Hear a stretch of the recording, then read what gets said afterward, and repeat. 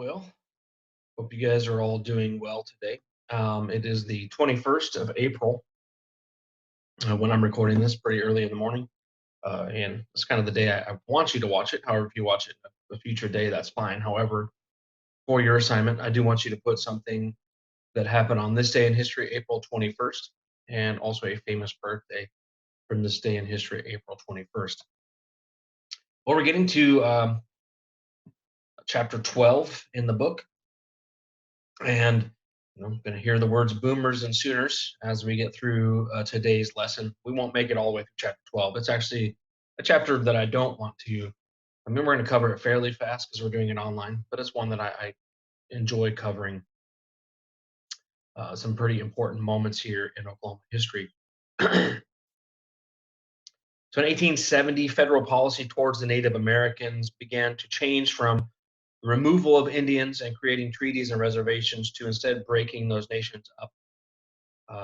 The 1870 U.S. Supreme Court decision in a Cherokee tobacco case said that federal law took precedent over treaties that were created with these tribes. Basically, that they began to state that the Indian tribes are no longer sovereign nations, but instead they are part of the United States.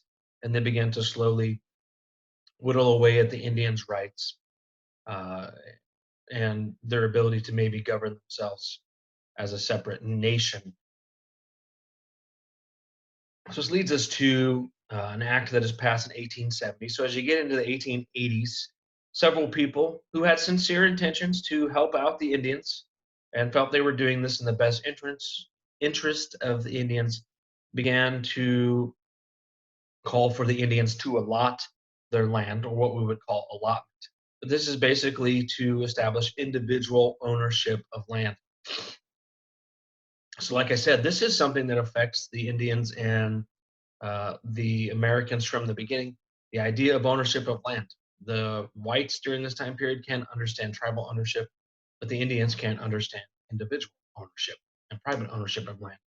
And they continue to have this problem until eventually it is kind of forced upon the Indian people that they to dissolve their tribal ownership and establish individual ownership. Like I said, Henry Dawes here is not someone who's anti-Indian. There were maybe some people who were anti-Indian in the U.S. government, but Dawes was not one of those. He just felt this would help them out, help them gain more respect, and help them keep from having worse things happen to them.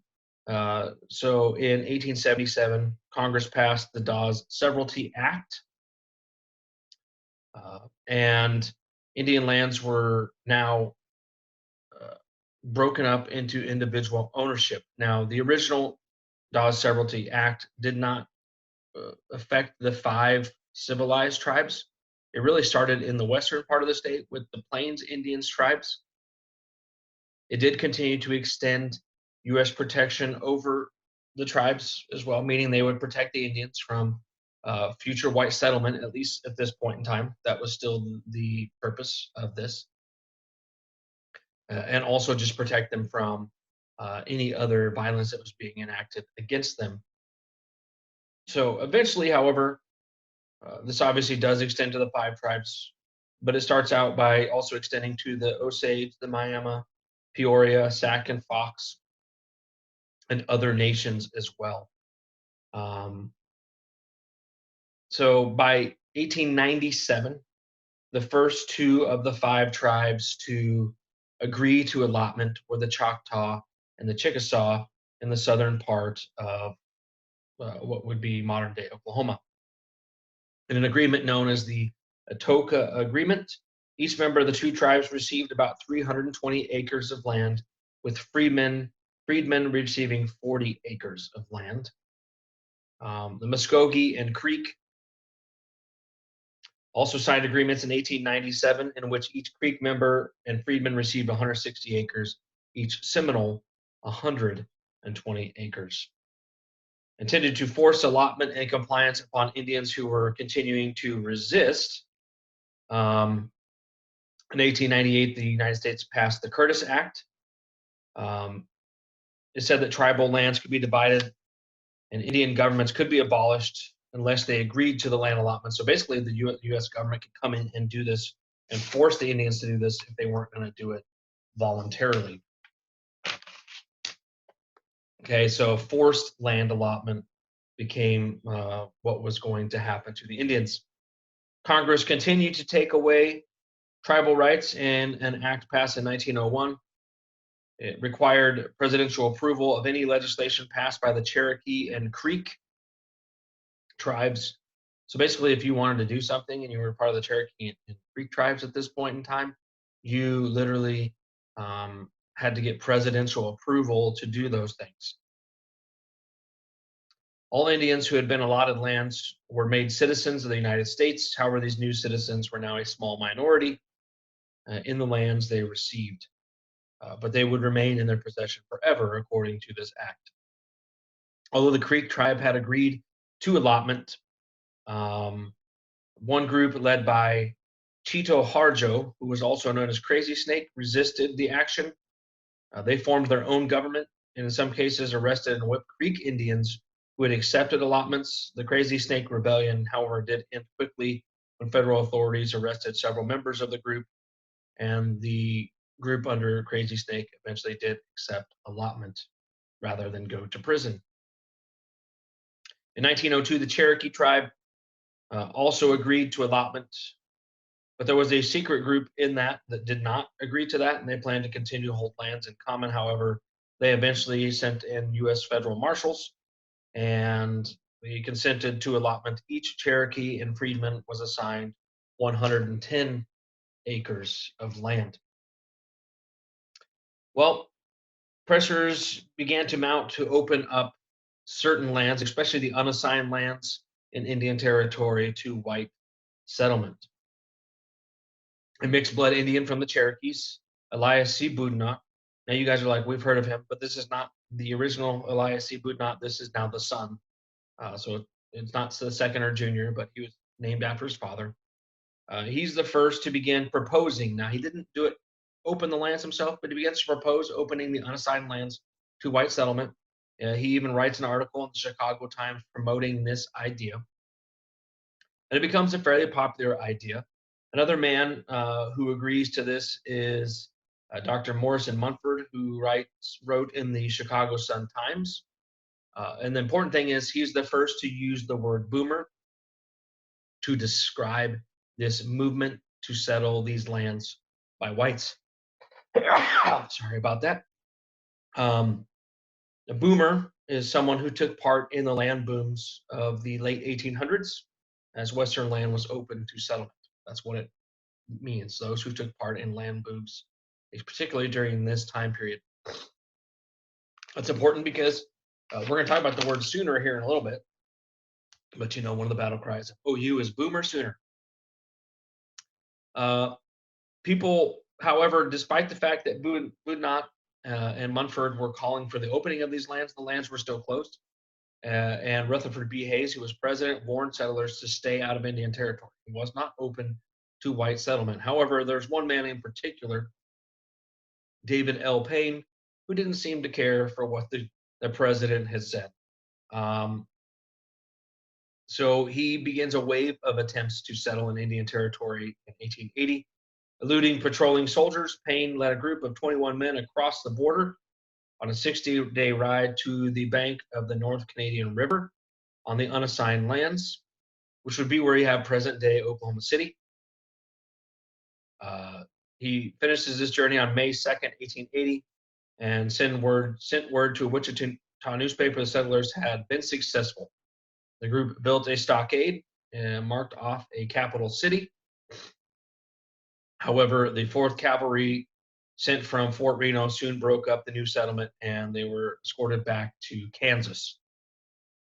However, not to be dissuaded, Payne led an even larger group back to the same settlement in July of 1880, so not very long after they got removed. Troops soon arrested the invaders again. First offenders were escorted back to Kansas. However, Payne was taken to Judge Parker in Fort Smith and to the federal court there. The court did set Payne free. He gained even more publicity from the trial and received a hero's welcome in Kansas. He led several other groups of settlers into the unassigned lands and traveled to Washington, D.C. several times to lobby for the opening of the lands. Payne's final effort in settling the lands came in June of 1884 at a tent settlement called Rock Falls in the Cherokee Outlet. He quickly set up a printing press and published the Oklahoma War Chief newspaper, which of course called for the opening of the lands. Soldiers arrived at the settlement and destroyed the printing press, but not before Payne had once again gained national attention. However, Payne suddenly died in November 1884. So that's multiple attempts to settle in Indian Territory. A Payne supporter, William H. L. Couch, immediately took up the cause, and in December of 1884, he led 15 groups, the 15th group, of intruders. So Payne led 14 groups, 14 attempts to settle in the territory, and Couch leads the 15th group. This one included 400 men, women, and children to the site of present-day Stillwater. However, once again, troops came in. The people refused to leave. The soldiers refused to use force. However, eventually the troops surrounded the camp and cut off incoming supplies. So the boomers held out as long as they could without supplies, but they finally had to surrender and were peacefully escorted back to Kansas. So these attempts failed, but in all, 14 led by Payne, one by his father, where there were 15 attempts just by this group alone to settle in Indian Territory before the lands were open to white settlement. At first, the Indians were alarmed by these groups that were coming in to try to settle on the unassigned lands and sometimes even on other lands inside Indian Territory. And they were pretty upset by their tactics of coming and living on the land illegally. But when they began to go to some of these settlements, some of the Indians did, they saw that the people were destitute, impoverished, ill-equipped, and they didn't feel as threatened by them. Well, seeing the inevitable, a Creek chief named Pleasant Porter from the Muskogee Creek tribe offered to give up all claims of the unassigned lands for almost $2.25 million. In spite of criticism from fellow tribal members, the agreement was initialized in the winter of 1889. An amendment was written by Indiana Representative William Springer, why it's called the Springer Amendment. It was rushed through Congress in March of 1889, and it agreed to open up the unassigned lands to white settlement. Basically, anyone eligible under the Homestead Act would be allowed to enter the area at noon, April 22nd, 1889. They could claim a homestead. Now, this first one, and we're going to talk about it, this specific date here in a minute, but this would be the first land run in not just Oklahoma history, but U.S. history. Land runs only took part in Oklahoma. There's no other state that ever had land runs. So a very unique part of American history. Of Oklahoma history. So we'll talk about that date a little bit later, but let's mention what a squatter is. A squatter is one who settles on unoccupied land in order to gain title to it, oftentimes illegally. So these are illegal squatters. They would try to claim land illegally. A sooner is a person who crossed the starting line of a land run before the appointed time. Now, sometimes this could literally be a couple seconds before, because they would actually have a cannon that would go off. Sometimes, though, if you did that, you could be shot, and it did happen that people would try to take off early during the race and be shot. Oftentimes, a sooner and a squatter are similar in that a sooner, when we say take off early from the starting line, sometimes they would take off the day before at night and be waiting to claim their land once the race started. So they would kind of claim that land illegally in those particular cases. So let's look at the first land run. This is a part where I wish we were in class. Well, I wish we were in class, period, as you guys are aware. But I really wish we were. There's a part of a movie I like to show here, which does a pretty good job showing, the atmosphere of a land run. But for this first land run, which would take place starting at noon, April 22nd, 1889, there were 50,000 to 100,000 people who took part in this land run. The horses lined up. The majority of the people who went in the land run were riding on horseback. But I said the majority. Some were pulling their wagons with their horses, which obviously would slow you down. I don't know if those people were afraid their things would be stolen if they didn't take them with them, but obviously that would slow them down. And they definitely, honestly, sometimes during these races, their wagons would tip over. They would lose a lot of their goods or they would get injured. Um, some people walked. Good luck. You're probably not going to win.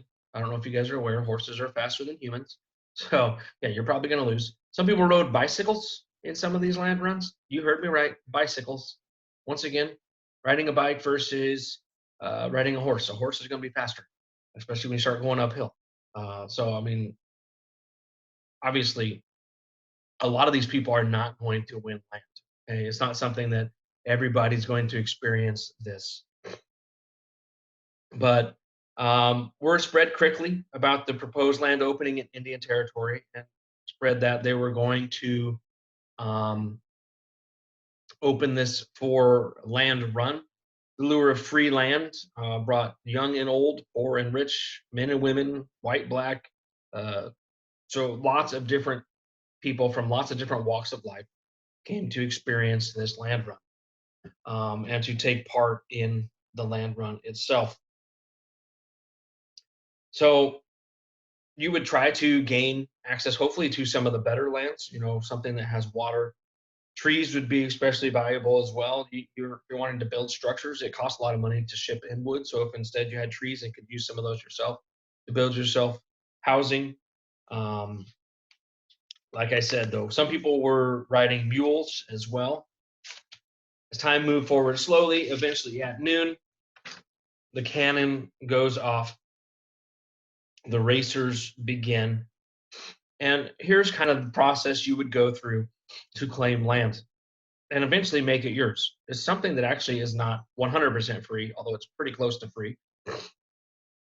And you still had to do quite like the Homestead Act. You had to, make improvements on it over 5 years. But what happened was for this initial land run, at least, there was a cornerstone on each quarter section of land. You would go to that corner section.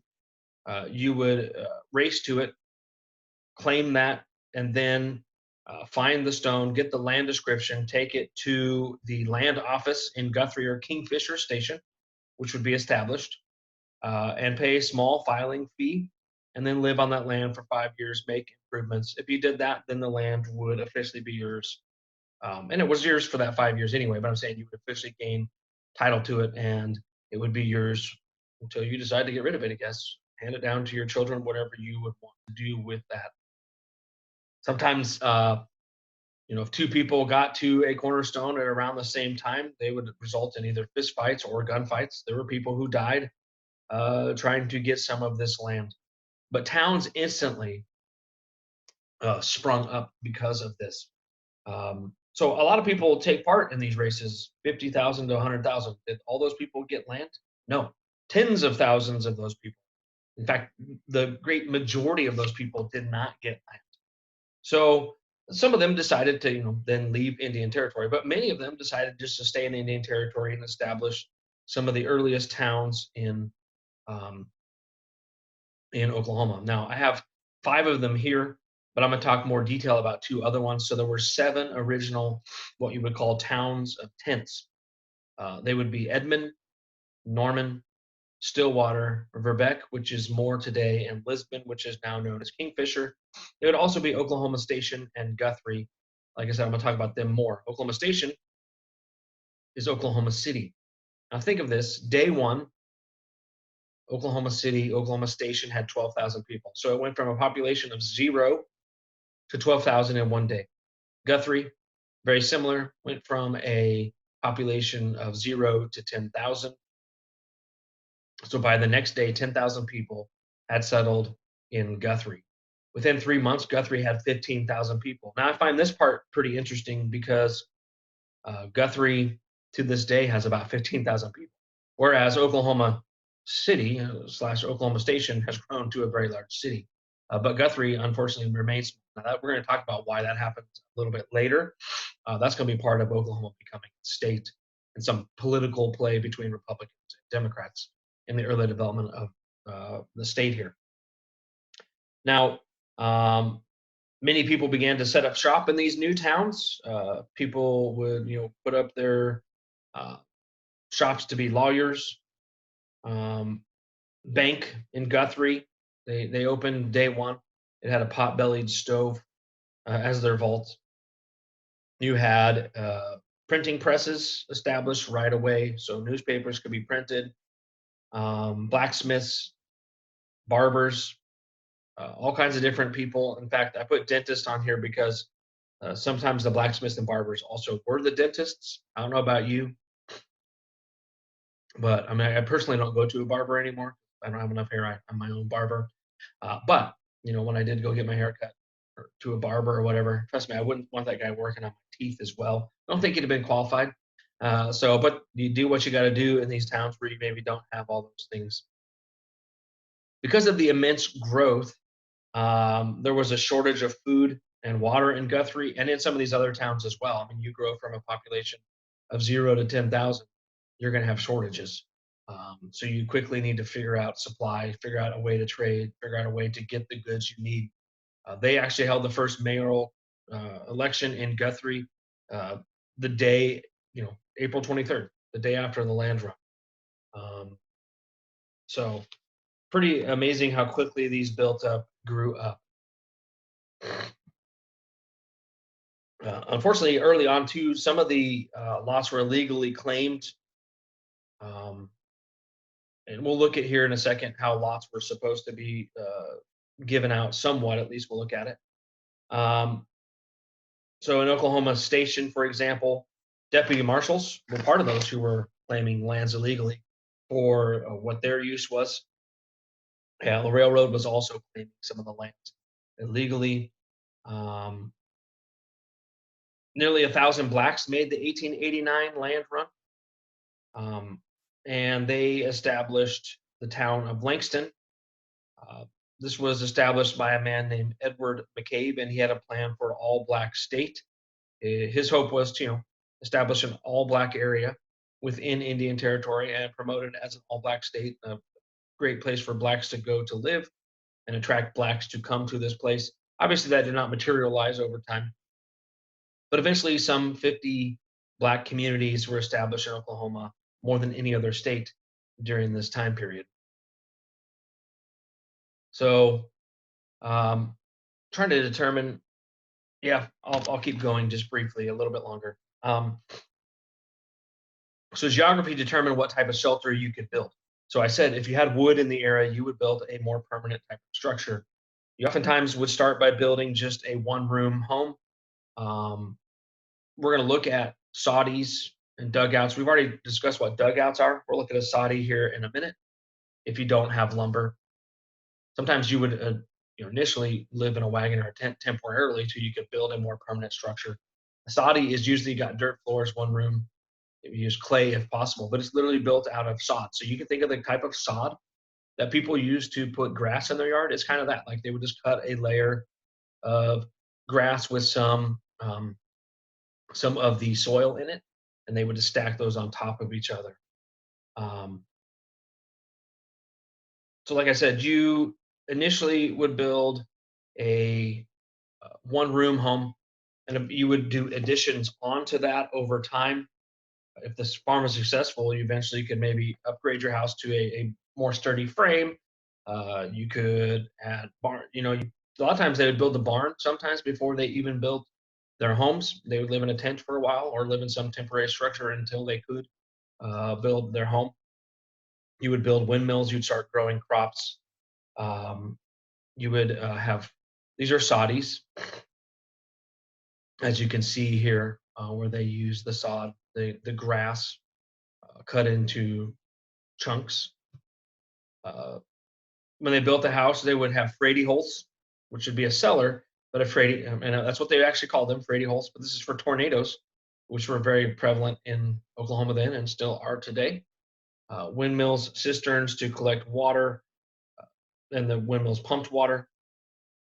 At this point in time, you would do that only if underground water could be found. So if you could uh, find a well and find water, you would use that. But if not, you would use a cistern. Um, Last thing I'm going to share today, and then we'll sign off is that some people have what's called a sourdough starter kit for bread. Obviously, bread has yeast in it and it continues to grow over time. And if you take care of this, you can have the same sourdough starter for all of your life and you can give it to someone else. And that may sound crazy, but imagine if you had something that would make you bread all the time and you didn't have to keep purchasing bread. My mom has one of these. My mom has a friend who had it from the time she was married. So she's had it for over 50 years, the sourdough starter kit. It does make some really good tasting bread as well. I don't know if you guys have ever had my mom's cinnamon rolls, but she makes it out of the starter kit that she has. She continues to be able to make more and more bread off of that. So it's a pretty cool thing for this time period, especially where food might be in short supply, but you could always guarantee you can have some bread, maybe during those difficult times. So at least you had some sort of food source. Last thing before I sign off, I do want you to answer one other question on your assignment for today. And that question simply is, if you could visit any country in the world, what country would that be? You could visit any country in the world, what country would that be? So I am going to sign off here and we'll see you guys later.